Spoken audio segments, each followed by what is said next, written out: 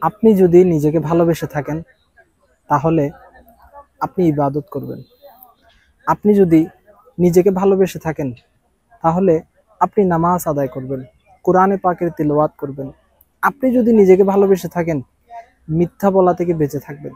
আপনি যদি নিজেকে ভালোবেসে থাকেন মা বাবার খিদমত করবেন।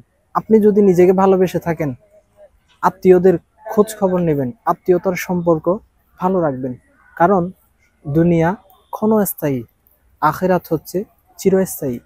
দুনিয়াতে একটু কষ্ট বিষ্ট করে যদি আমাদের জীবনটা, হায়াতটা ভালো কাজের সাথে অতিবাহিত করতে পারি, আল্লাহ তাআলা তাদের জন্য রেখেছেন এক সুন্দর মনোরম পরিবেশে জান্নাত।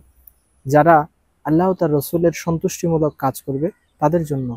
তো আপনি যদি নিজেকে ভালোবেসে থাকেন তাহলে অবশ্যই আপনার ইবাদত, বন্দেগী, আল্লাহ পাকের উপর ভরসা, রসুলের পাকের উপর দরুদ সর্বদা আদায় করতে থাকুন। সাল্লু আলাল হাবিব সাল্লাল্লাহু তাআলা আলা মুহাম্মদ।